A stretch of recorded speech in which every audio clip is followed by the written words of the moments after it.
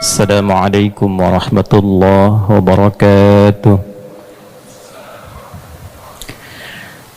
Alhamdulillahilladzi allafa baina qulubina fa asbahna bi ni'matihi ikhwana. Wassalatu wassalamu ala rasulillahilladzi ursila rahmatan lil alamin fa asbahna bi ittiba'i sunnatihi syarifati lil muttaqina imama. Fasalawatullahi alaihi wa salamuhu tam wa ala alihi wa sahbihi wa dhurriyyatihi wa ummatihi ila yaumil mi'ad alladhi huwa amama wa ba'd. Faya ibadallah, usi nafsi wa iyyakum bitaqwallahi faqad fazal muttaqun fala tamutunna illa wa antum muslimun. Faqala ta'ala يا أيها الذين آمنوا اتقوا الله حق تقاته ولا تموتن إلا وأنتم مسلمون. Hadirin jemaah sekalian, tuan-puan yang dirahmati Allah Subhanahu wa taala. Sebelumnya saya memohon maaf dan memohon ampun kerana duduk sedikit lebih tinggi dari tuan-puan sekalian. Ini tidak mengurangi kemuliaan tuan-puan di hadapan Allah Subhanahu wa taala. Ini hanya sekadar untuk terlihat saja oleh semua. Yang kedua, mengucapkan terima kasih kepada seluruh pengurus Masjid Salahuddin di Kerajaan Negeri Selangor ini. Semoga Allah Subhanahu wa taala menambahkan kekuatan iman dan menjadikan termasuk golongan yang digolongkan di dalam surah ke-9 At-Taubah di ayat ke-18 saat Allah Subhanahu wa taala berfirman, "Innama ya'muru masajidallahi man amana billah wal yaumil akhir wa aqama as-salata wa ata az-zakah wa lam yakhsha illa Allah fa'asa ulaika ay yakunu minal muhtadin." Sungguh yang mampu merawat, memakmurkan, mengisi masjid-masjid Allah itu golongan VVIP. Karena innama itu di dalam gramatikal bahasa Arab disebut dengan adatul hasri, huruf untuk membatasi. Jadi tak semua orang ni bisa menjadikan, mengkhususkan waktunya untuk merawat masjidnya Allah. Dia mengatur jadual, menghadirkan imam-imam baik, pengisi-pengisi yang baik, menata supaya umat Islam ni senang ibadah di dalamnya. Maka itu golongan VVIP, kata Allah di dalam Al-Quran. Maka orang-orang itu disifati dengan kalimat-kalimat baik. Dia punya projek akhirat. Saat orang banyak mengejar projek dunia, dia menyiapkan projek akhirat. Man amana billah, karena imannya dia mau makmurkan masjid, wal yaumil akhir, ya, dia mencari proyek akhirat. Wa aqamas salah wa ataz zakah wa lam yakhsha illallah fa'asa ulaika ay yakunu minal muhtadin. Maka mereka bila ikhlas mengerjakan itu, juga mengisi bermacam-macam ibadah di masjid, akan digolongkan pada orang-orang yang diberikan petunjuk dan kemudahan hidup oleh Allah Subhanahu wa taala sampai di akhirat kelak. Semoga Allah menggolongkan kita semua dan mendapatkan percikan dari kemuliaan ayat dimaksud. Bagi seluruh yang datang dalam kajian ini ataupun semua dari program festival, kami mulai dengan memberikan satu hadis Nabi SAW yang tersambung riwayatnya pada sahabat mulia Abu Darda radhiyallahu taala anhu dari Nabi SAW. Beliau mengatakan, "Man salaka tariqa yaltamisu fihi ilma sahhalallahu lahu tariqan ilal jannah wa innal malaikata la tad'u ajnihataha ridan li talibil ilmi wa inna talibal ilmi yastaghfiru lahu man fis samawati wa man fil ardi hatta al hitan allati fil bihar wa innal ulama'a warathatul anbiya'i wa innal anbiya'a lam yurithu dirhaman wala dinaran walakinnahum warathul ilma fahadduhu bihadzin wafir." Dan siapapun man itu untuk bentuk tunggal personal, tapi tawarannya bersifat general. Jadi bila kita jumpai hadis Nabi dimulai dengan kata man, maka rasakanlah hadis itu ditujukan pada kita secara personal. Saya nama Adi, baca hadis itu, maka seakan kita merasa Nabi itu, Rasul itu sedang bercakap dengan kita secara personal. Beliau menawarkan pada kita secara personal. Ya fulan, ya fulana, man salaka tariqan yaltamisu fihi ilma. Siapapun, baik dia laki-laki, perempuan, tua, muda, besar, kecil, punya jabatankah, tak punya jabatankah, ya, kemudian dia berupaya melangkahkan kakinya, berangkat dari tempat dia duduk, dia tinggal, dia gunakan waktu, tenaga, fikiran, dia niatkan satu sahaja, tidak ada yang lain, tidak untuk buat ambil gambar, tidak untuk update status, ya. Dia niatkan betul untuk mencari ridha Allah dengan belajar satu pengetahuan. Ilman tu nakirah, walaupun satu ayat sahaja, satu hadis saja. Datang ingin dapatkan silsilah Arba'in Nawawiyah, setiap datang satu hadis, walaupun dapatnya satu hadis, satu ayat, tapi dia niatkan ikhlas kerana Allah Subhanahu wa taala, maka semua investasi keringatnya, fikirannya, bahkan langkahnya, itu Allah perintahkan pada malaikat, catat setiap langkahnya untuk memudahkan langkah dia saat hisab di akhirat nanti ke surga. Wa innal malaikata, dan sungguh para malaikat itu, la tad'u ajnihataha ridan li talibil ilmi. Saat seorang penuntut ilmu dia berangkat dari tempat dia duduk, tempat dia tinggal, maka diperintah oleh Allah, bentangkan sayapmu dan berikan ridhamu pada para penuntut ilmu. Ridhanya malaikat itu punya tiga makna, tiga arti. Satu, mengaminkan doa yang ia mohonkan. Jadi di antara sunnah kita menuntut ilmu itu, dari sejak berangkat tempat tinggal, tempat duduk itu, perbanyak doa pada Allah. Ya. Dan boleh jadi di antara apa yang kita ingin mohonkan itu, yang selama ini mungkin belum terkabul, kabulnya justru saat kita sedang akan menunaikan, ya, menuntut ilmu, untuk belajar. Karena itu isi, sebelum berangkat berdoa, di jalan berdoa, datang ke masjid, sudah tiba di majlis, belum datang, ya, ustaznya, ya, syekhnya, maka isi dengan doa. Maka doa-doa yang dimohonkan saat kita sedang menuntut ilmu itu, malaikat membersamai dan mengaminkan. Ya. Yang kedua, memohonkan kepada Allah ampunan. Ya, memohonkan ampunan. Ya Allah ampuni si fulan, ya Allah ampuni si fulana. Ya, ini ada satu riwayat yang sangat viral.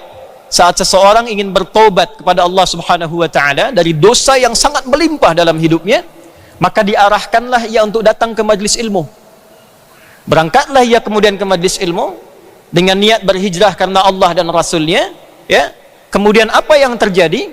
Di pertengahan belum sampai ia ke majlis itu, wafatlah dia, meninggal. Tapi kerana niat yang tulusnya, keikhlasannya, dan berkeinginan mendekat pada Allah dan Rasulnya, maka semua langkah dia itu dihitung oleh Allah, diperintahkan pada malaikat, hitung langkahnya untuk menggugurkan seluruh dosa-dosanya. Maka diampunilah dosanya itu seluruhnya tanpa kecuali, dengan keikhlasannya dia berangkat ke majlis ilmu walaupun belum sampai dia di majlis itu. Dari sinilah kemudian salah satunya turun riwayat di Quran surah keempat An-Nisa di ayat yang ke-100. Wa may yuhajir fi sabilillah yajid fil ardi muraghaman katsiran wasa'ah wa may yakhruj min baitihi muhajiran ila Allahi wa rasulih thumma yudrikhul maut faqad waqa'a ajruhu 'ala Allah.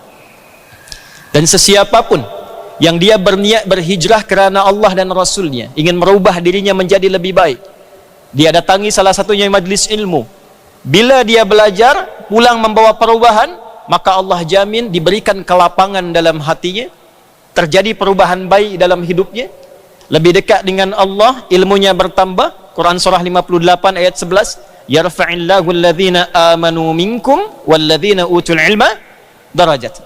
Jadi tanda-tanda majlis yang baik itu bukan sekedar datang lalu pulang begitu saja, tak. Ya, lihat dua hal saja, dua hal. Satu iman, kedua ilmu. Kerana itu disebut majlis dari kata jalasa. Apa makna jalasa? Awalnya bukan duduk. Mula makna jalasa itu berpindah dari tempat yang rendah ke tempat tinggi. Sebaliknya kalau tempat tinggi ke rendah itu disebut dengan qa'ada namanya. Jadi kalau saya ni berdiri, lantas kemudian duduk dari posisi tinggi ke rendah, duduk seperti ini, itu disebut qa'ada namanya. Tempatnya disebut maq'ad. Orang yang aktif bekerja, kemudian tiba masa dia, orang Indonesia cakap pensiun, tak bekerja lagi, itu disebut taqa'ud. Ada orang tak bisa solat berdiri, lantas kemudian dia solat duduk, maka disebutnya qu'udan, bukan julusan. Ya, Fa idza qadaytumus salata fadhkurullaha qiyaman wa qu'udan. Quran surah 4 ayat 103. Tapi kalau berpindah dari yang rendah ke tinggi, tuan puan duduk nih di alas, di karpet, saya minta sila pindah ke kursi, tempat lebih tinggi. Itu disebut jalasa. Tempatnya disebut majlis. Kenapa tempat kita menuntut ilmu disebut dengan majlis?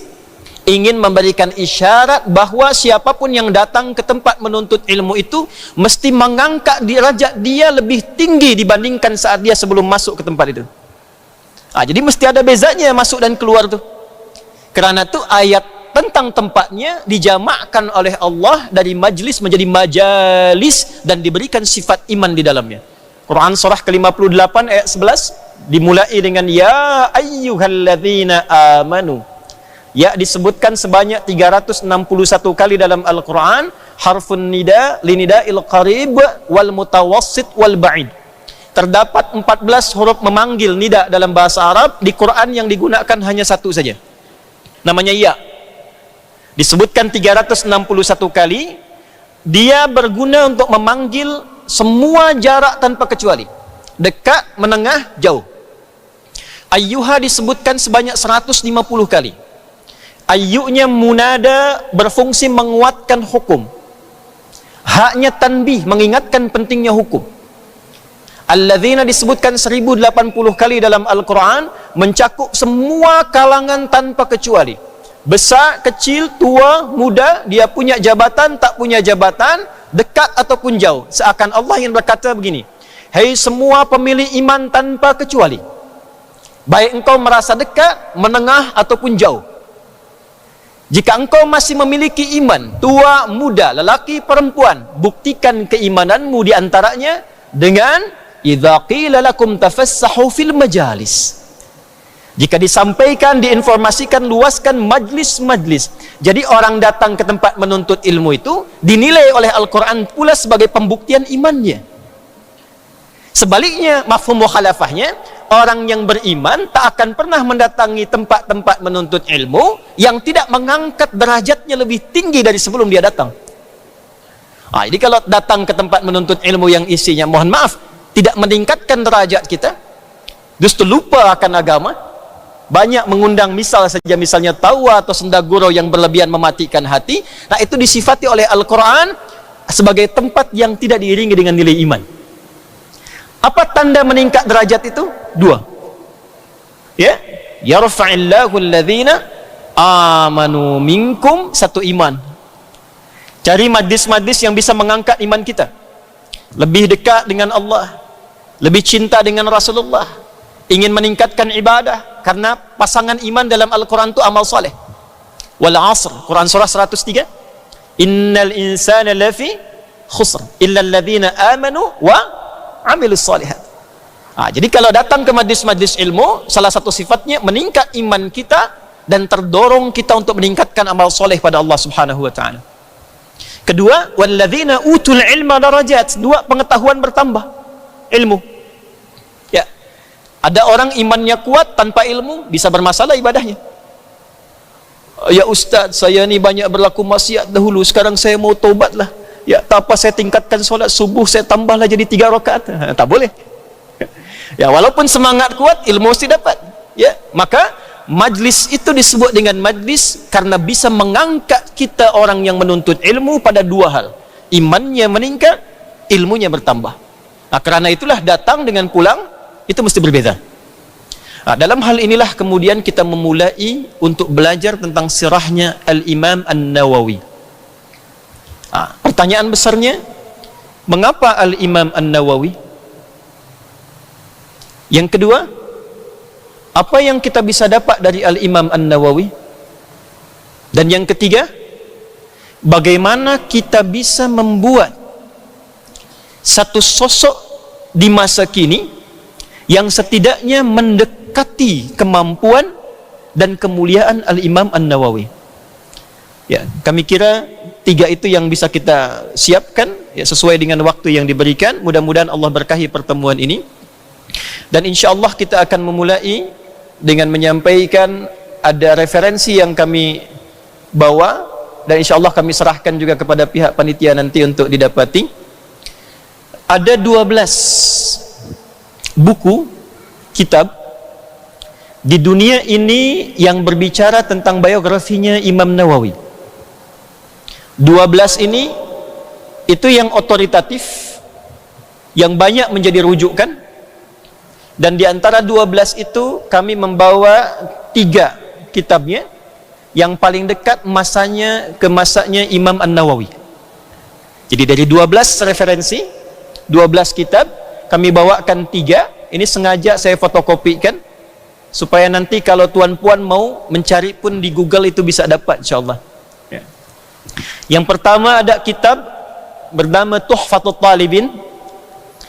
Ini kitab disusun, ditulis oleh murid langsung Al-Imam An-Nawawi. Beliau lahir 23 tahun ya setelah Imam An-Nawawi. Imam An-Nawawi lahir 631 Hijrah. Ya, beliau lahir 23 tahun setelahnya, 654 Hijrah. Ya, beliau bernama Syekh Alauddin, gelarnya. Nama aslinya Ali bin Ibrahim Al-Attar.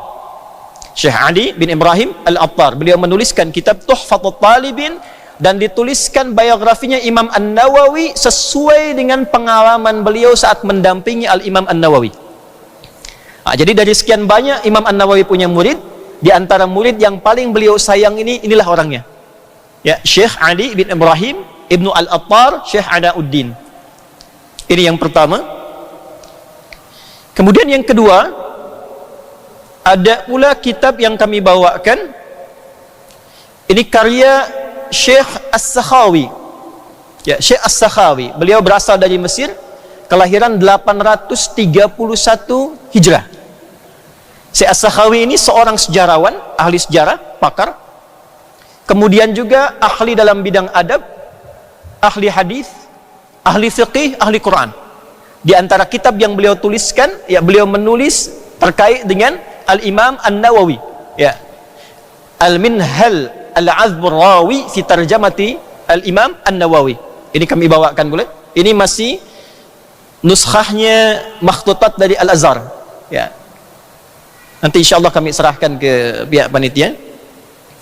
Kemudian yang ketiga, masa yang juga dekat kepada Al-Imam An-Nawawi, karyanya Syekh Jalaluddin As-Suyuti, Al-Manhaj As-Sawi fi tarjamati Al-Imam An-Nawawi. Ya, beliau lahir 849 Hijrah. Nah, dari 3 ini insyaallah kita kumpulkan menjadi referensi, lalu kita uraikan apa yang akan kita bahas di pertemuan pagi menuju siang ini insyaallah. Bismillahirrahmanirrahim. Mari kita mulai. Mengapa Al-Imam An-Nawawi? Hadirin tuan-puan rahimani rahimakumullah, Imam An-Nawawi adalah di antara ulama yang satu namanya, 2 keluarganya, 3 desanya, 4 ilmunya, 5 amalnya diberkahi oleh Allah Subhanahu wa taala. Berkah itu bermakna ziyadatul khair wastimraruhu. Jadi kalau saya boleh berdiri kemudian kita tuliskan supaya bisa diketahui. Maaf saya tanya, puan di belakang nampak ini terlihat? Jelas ya? Jelas. Terlihat, belum ditulis sudah terlihat. Tebal sekali imannya ya. Baraka. Bismillah. Baraka. Nah, kita mulai ya. Bismillah. Adalah ziyadatul khair.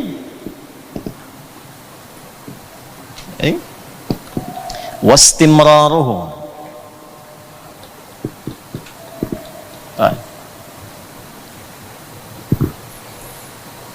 Ziyadatul khair, bertambahnya satu kebaikan. Misal saya beri contoh begini. Ini ada minuman, bagaimana kita bisa tahu kalau minuman ini berkah? Ya. Minuman ini bisa diketahui berkah bila satu ziyadatul khair. Apa yang kita minum ini memberikan energi pada kita untuk bisa berbuat baik. Dengan minum ini, dengan makan ini, terdorong kita untuk giat menunaikan solat, meningkat bacaan Al-Quran, bekerja mencari rizki yang baik. Itu tanda bahwa apa yang kita konsumsi itu berkah. Ini. Dari mana tahu kalau pakaian ini berkah? Yang kita kenakan ini berkah? Dari mana tahu kalau handphone ini berkah? Ukuran standar untuk menilai sesuatu berkah itu para ulama mendefinisikan, coba dilihat sifat kebaikan yang nampak pada benda itu. Ini khair. Nanti ada 6 nama kebaikan dalam Al-Quran. 1, ada yang disebut dengan tayyib. Saya tulis jenak ya, tayyib. Ini ada di Quran surah kedua ayat 168. Saya tulis cepat dulu. Yang kedua ada khair di Quran surah, contohnya surah 3 ayat 110. Kemudian ada ma'ruf seperti di Quran surah 3 ayat 104. Kemudian ada ihsan seperti di Quran surah ke-46 ayat 15. Kemudian ada salih seperti di Quran surah ke-7 Al-A'raf ayat 189. Kemudian pula ada al-bir. Nah, ini yang sekarang banyak dicari oleh jemaah haji kita. Semoga semua mabrur insya-Allah. Ya, seperti di Quran surah ke-3 kita ambil di ayat ke-92. Baik. Tayyib, kebaikan yang terkait dengan fisik. Fisiknya yang sehat, tak ada sakit. Ya. Tuan bagaimana kabar? Alhamdulillah, saya sehat. Nah, orang Arab tu menyebutnya tayyib. Alhamdulillah ana tayyib.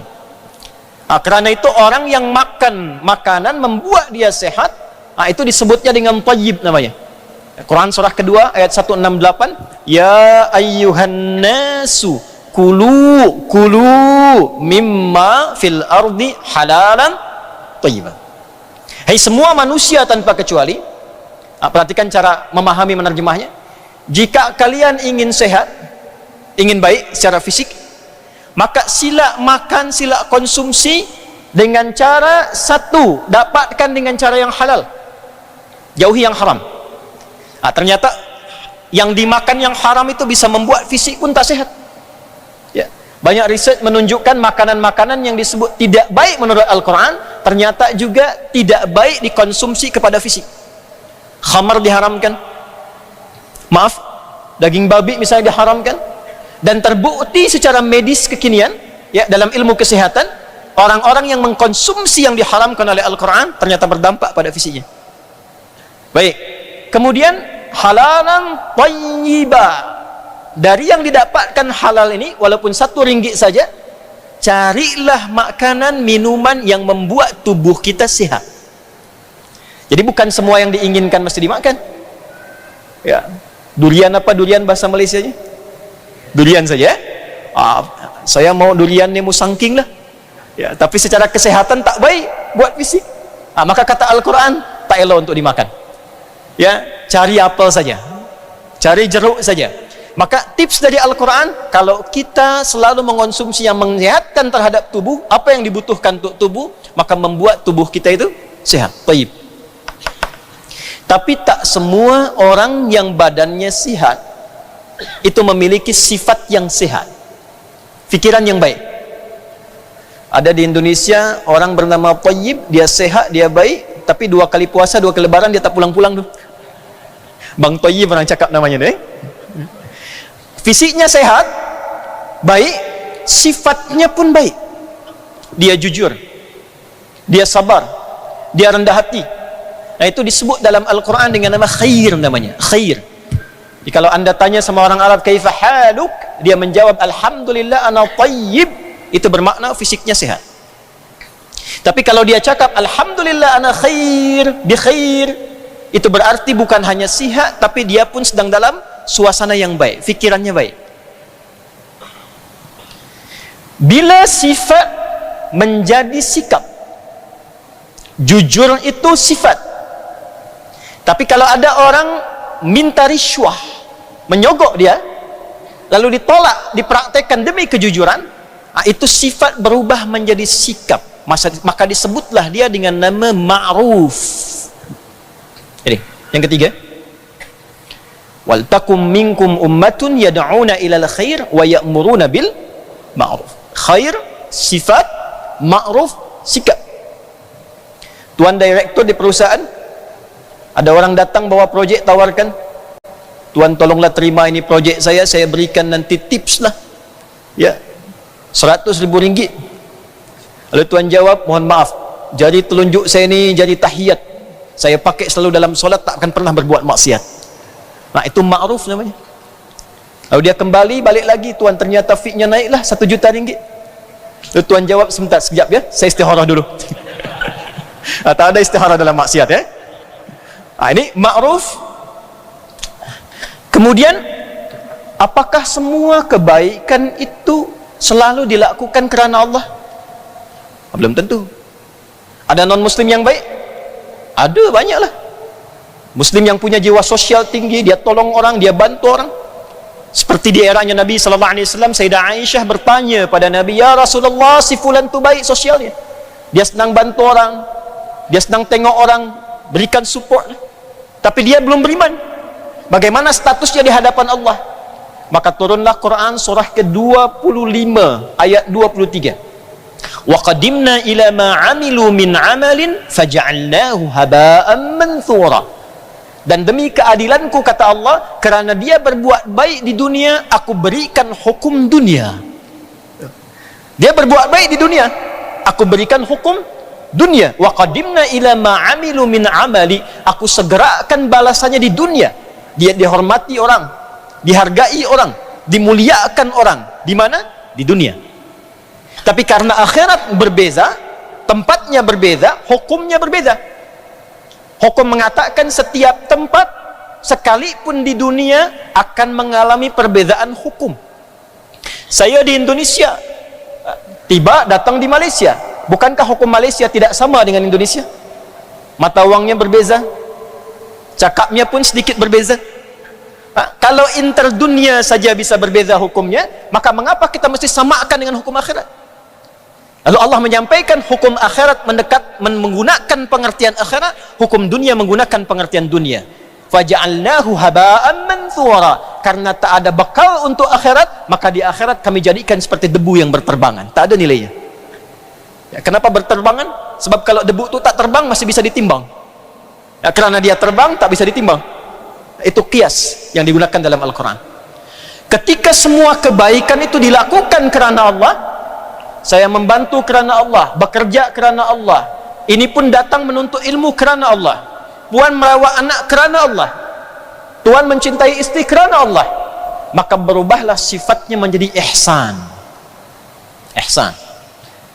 Kemarin yang sudah khatam tadi malam ya, ada Al-Arba'in hadis nomor kedua tentang iman, Islam dan ihsan dari Umar bin Khattab radhiyallahu ta'ala anhu, ya, an ta'budallaha ka'annaka tarahu fa illam takun tarahu fa innahu yara. Engkau menjadikan semua aktivitasmu sebagai seperti ibadah, sebagai ibadah kerana Allah. Makannya ibadah, menulisnya ibadah, berpakaiannya ibadah. Ini kalau berpakaiannya ibadah kerana Allah, seakan merasa diperhatikan Allah, tak akan pernah kita menggunakan pakaian yang tidak disukai oleh Allah. Coba lihat putrinya tuan dan puan, ya, puan mencintainya karena Allah atau memang karena suka saja? Kalau mencintai anak itu karena Allah, pastikan apa yang dia pakai itu Allah suka atau tidak, apa yang dia makan Allah ridha atau tidak. Maka ketika semua kegiatan diniatkan sebagai ibadah dan merasa diperhatikan oleh Allah sekalipun kita tak mampu melihatnya, tak nampak Allah di hadapan kita, maka itulah yang disebut dengan ihsan. Tingkat nomor 4. Nanti orang-orang semacam ni yang selalu menggunakan semua kegiatannya sebagai ibadah kerana Allah, semua aktivitinya diniatkan ibadah kerana Allah, walaupun dia tak bisa menampak kepada Allah, melihat Allah, anugerah terbesarnya di akhirat. Di akhirat nanti diberikanlah oleh Allah satu anugerah yang tidak diberikan ke semua hambanya, sampai wajahnya berbinar. gembira. Bukan kerana masuk surga aja, tapi diberikan kesempatan oleh Allah melihat wajah Allah dengan semua keagungannya. Itu ada di Al-Quran surah Al-Qiyamah, surah ke-75. Di ayat ke-23 sampai ayat 24. Wujuhun yawma idzin nadhirah ila rabbiha nadhirah. Ada para hamba yang di surga itu wajahnya nampak berbinar-binar, bukan karena dia berjaya dan gembira masuk ke dalam surga, tapi karena ia dibuka hijabnya oleh Allah sehingga nampaklah keagungan Allah di hadapannya. Nanti Imam Nawawi menyantumkan hadis khusus dari Nabi di penutup Riyadhus Shalihin. Riyadhus Shalihin 1896 hadis, 19 bab, 1 muqaddimah, 18 kitab. Di penutup hadisnya adalah hadis tentang dibukanya hijab bagi hamba-hamba tertentu yang mampu menatap Allah Subhanahu wa taala. Itulah orang ihsan. Ya. Dan dia masuk surganya pun berbeza. Ya, orang-orang masuk surga ada 8 tingkatan surga. Orang ihsan masuk surganya langsung dari taman surga yang paling indah. Itu ada di Quran surah ke-51 ayat 15 sampai dengan 23. Innal muttaqina fi jannati wa uyun. Ada orang-orang takwa yang kelak dia masuk surga itu dari taman surga yang indah. Tamannya dulu. Akhidhina ma atahum rabbuhum. Mereka mendapatkan janji yang ditepati oleh Allah saat dijanjikan di dunia. Kalau kamu kerjakan ini, aku berikan ini. Kalau kamu lakukan ini, aku anugerahi ini. Mereka yakin dengan itu lalu dikerjakan amalannya. Innahum kanu qabla dzalika muhsinin. Ternyata mereka itu adalah orang-orang yang punya sifat ihsan saat di dunia. Ini. Kanu qalila minal laili ma yahja'un. Di antara amal ibadahnya, dia sikit tidurnya dan banyak menunaikan ibadah malam. Nah, supaya kita bisa menjadi orang ihsan itu, salah satu tarikahnya adalah perbanyak bangun malam, sikit tidur. Nah, kalau Allah sudah firmankan itu jangan tambah-tambah. Allah cakap sikit tidur, Tuhan tambah sedikit-sedikit tidur, ya. Nah, itu turun nanti kualitasnya, ya. Kalau anda gabungkan 1 ini, 2, 3, 4, gabungkan jadi 1, maka berubahlah dia menjadi saleh. Nah, ini saleh ini gabungan dari keempat ini. Tayyib, khair, ma'ruf, ihsan. Digabungkan keempatnya menjadi saleh. Itulah yang menjadikan fitrah orang tua, bapa, ibu itu selalu berharap anaknya menjadi saleh. Bahkan sejak dalam kandungan. Ya, sebelum lahir itu sudah mohon pada Allah. Saya belum pernah dengar ada yang berdoa, ya Allah jadikan anak saya anak yang khair.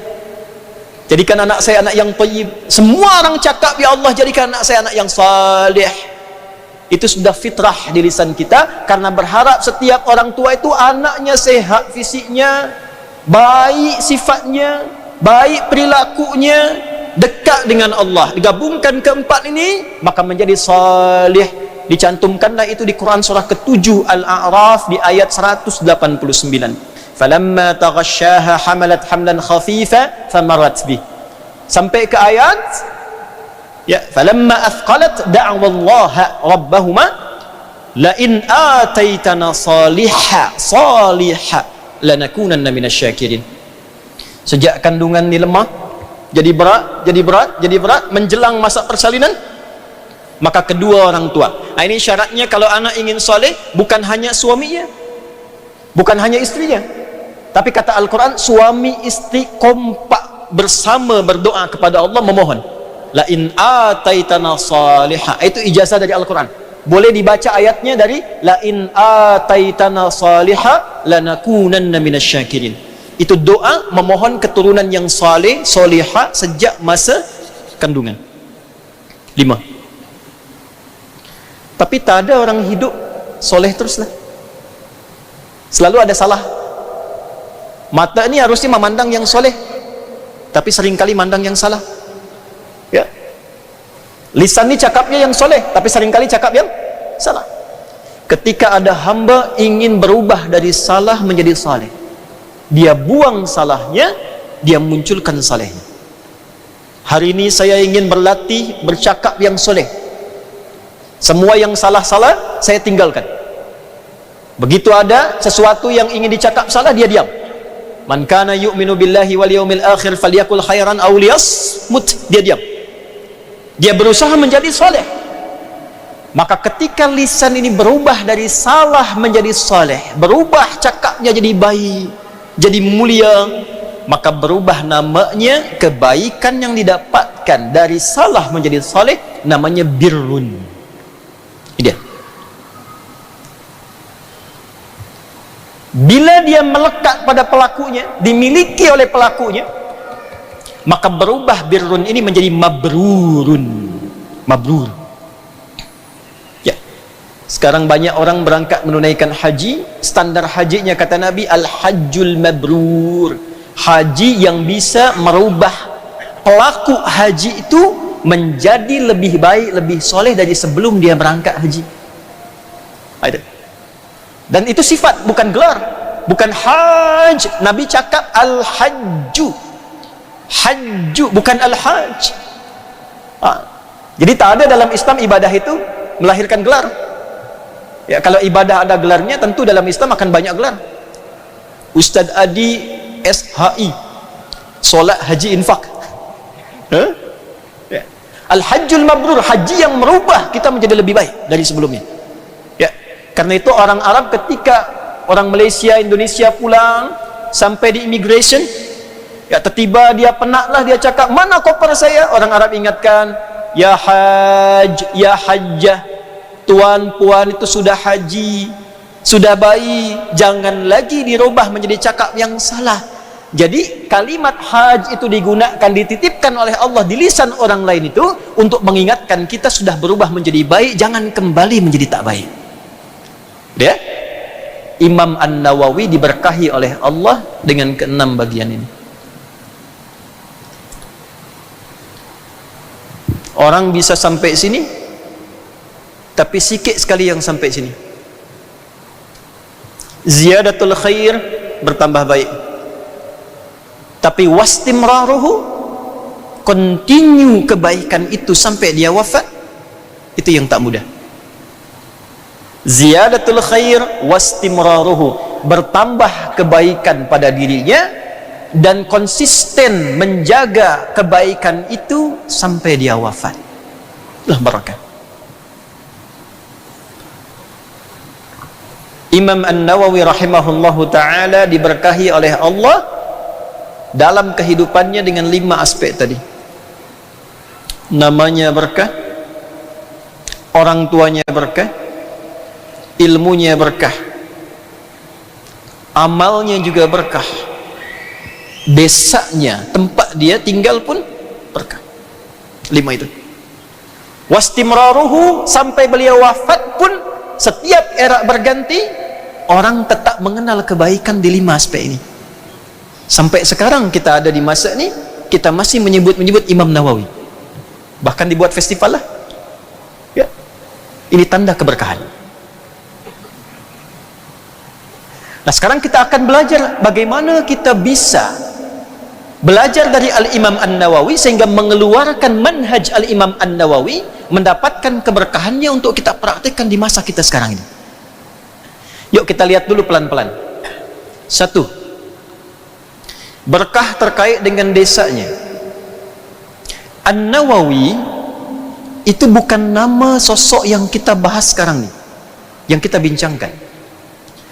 Nama beliau adalah Yahya. Siapa nama? Yahya. Bapaknya namanya Syaraf. Yahya